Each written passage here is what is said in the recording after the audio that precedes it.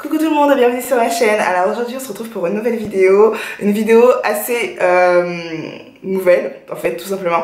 C'est un nouveau concept de vidéo que j'ai envie d'instaurer sur ma chaîne. On va parler aujourd'hui d'un sujet qui nous a tous touchés, qui nous touche forcément un peu au quotidien. C'est ce mauvais truc qu'on a tous forcément déjà eu et... Allô? Allô? Ouais. Ouais, tu vas ta gare? Ah oui? Ouais. Pourquoi tu m'as dit que tu vas partir alors? Oh là là. Je l'aime trop. Comme vous l'avez vu dans le titre, on va parler de la rancune. Vous savez, ce sentiment d'amniosité qu'on garde en nous, ce sentiment qui nous empêche d'avancer vraiment. Moi, je l'imagine vraiment comme une boule noire qu'on garde à côté de notre cœur et à côté de notre cerveau. Et cette boule noire, on se rend pas compte, mais elle nous ronge en fait. Et comment t'expliquer que... pour moi, la rancune, c'est vraiment un frein à sa vie, un frein aux bonnes choses qui doivent arriver, quoi. Faut vraiment qu'on réussisse à vomir cette boule amère, cette boule qui nous empêche d'être soi-même, quoi, vraiment, quoi. Bon, moi, déjà, de nature, je suis pas une personne très rancunière. En général, quand quelque chose m'énerve, ou quand on me fait quelque chose, il faut que je crache mon morceau, genre, maintenant, faut que je le crache, quoi, faut que je gueule.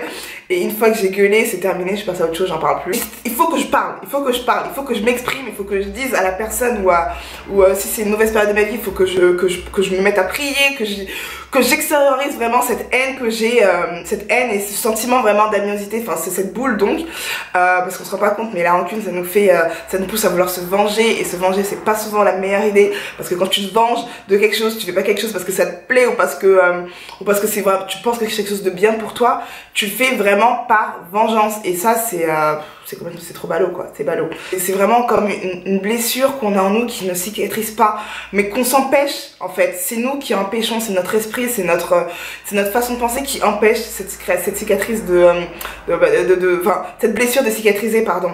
On se rend pas compte parce que ça nous empêche, encore une fois, de profiter de la vie, ça nous empêche de... Putain mais ils se sont passés le mot, quoi.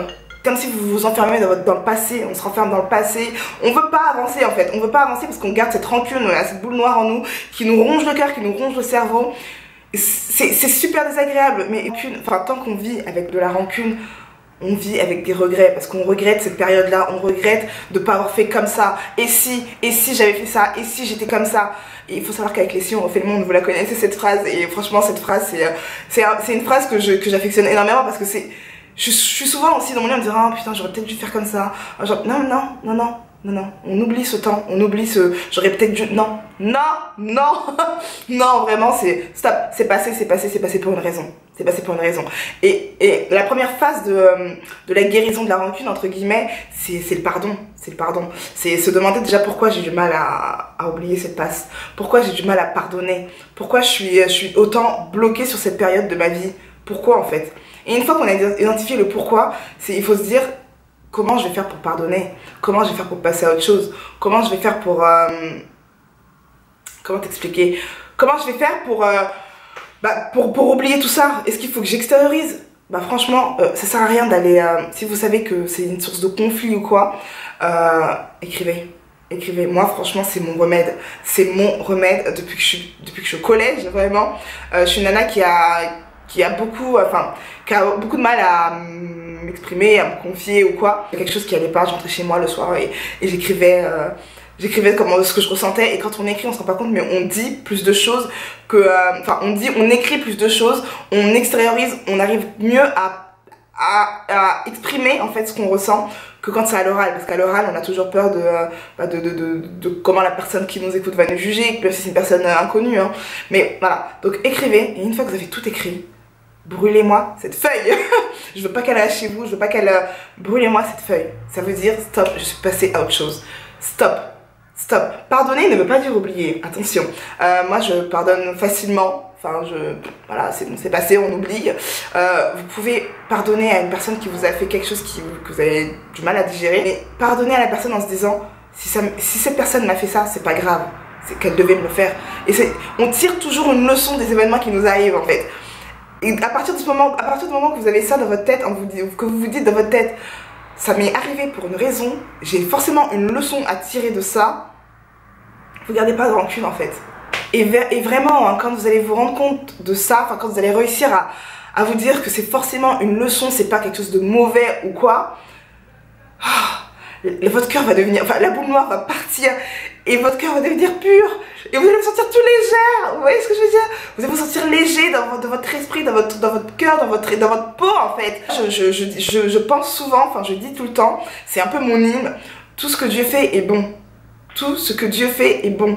Tout ce qui m'arrive dans ma vie est forcément pour une raison. À partir de ce moment-là,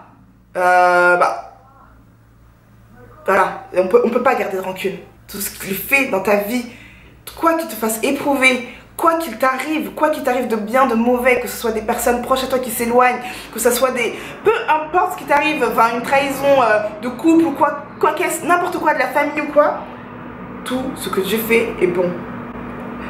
Et je vous jure, depuis que je pense comme ça, je suis tellement plus détendue dans mes bottes, je suis tellement plus à l'aise dans ma vie.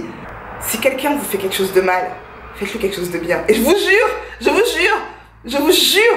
vous le promets, que cette personne va se sentir conne.